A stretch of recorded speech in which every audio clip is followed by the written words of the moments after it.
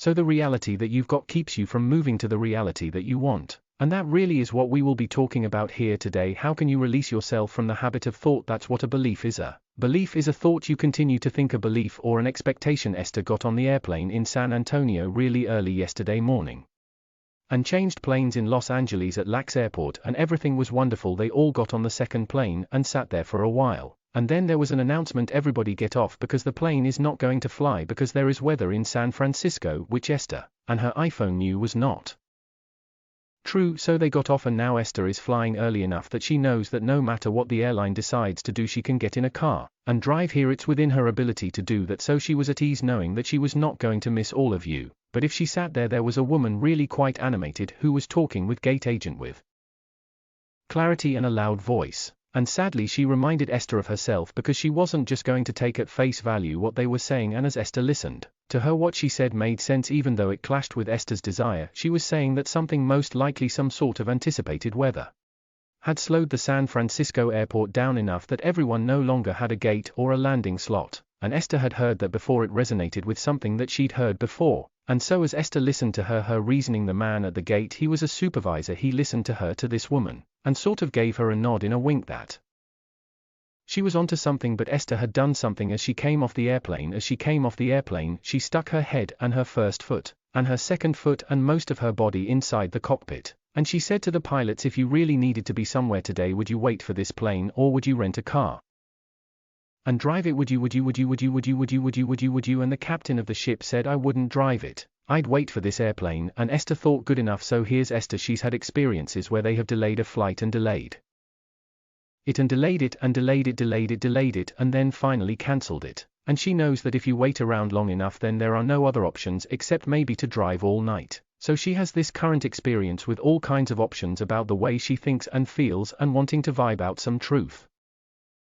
From where do you get your truth? So now she's standing at the ticket counter and there's another woman asking the agent, there, can I fly into Oakland? And that woman said all flights to Oakland are full. And as Esther was watching her face, she knew that wasn't true. Something about the way the woman was pretending to look at the screen. And so that woman went off. She had her carry-on. She went off to Alaska Airlines, and Esther thought, well, that's that. But I believe in my captain and I'm just going to sit here now. This woman who was animated, she's still going on and on and on and on and on about how this plane's not going to fly. She's seen it so many times, and so Esther decided to put in place a plan B. So she arranged for a limo driver to pick her up at baggage claim 3 hours from now, because she figured in 3 hours she could get her bag off that airplane if she needed to. And so now she is sitting there relaxed and in some sense of relief, knowing that she was going to get what she wanted, even though she could feel that she was banging it out in an unnecessary way. So here she is. You've been there too. Her now vibration is clouded by all of the flights that have ever been cancelled, all of the lies that she thinks she's ever been told, all of the trauma that she's ever lived around this subject, and current faith in a man that she believed was telling her what he believed to be true, although she doesn't know how much he actually knew. Have you ever lived that kind of confusion? What should I do? What should I do? What's the right thing for me to do? Do I just sit here and let the universe have its way with me? How much do you trust the universe? How much do you trust that the universe has your back? How much do you know that things are always working out for you? How much do you know that there is always a way, that there's always a plan? How much do you know that you don't need to be the one that figures it out? And when you try to be the one that figures it out, while it does exercise your reasoning ability, often the more you exercise your reasoning ability under the guise of creating your own reality, the more you introduce unnecessary resistance into the equation you hearing. So Esther sat there, and now she's feeling amused because this has been Mr. Toad's wild ride. She's been all over the place, mostly feeling confident that she's all right no matter what, but she went here and here and here and here and here and here and here and here and here because she allowed influences of current reality. And a woman who had had a lot of experience, 45 years she's been flying, she and her husband.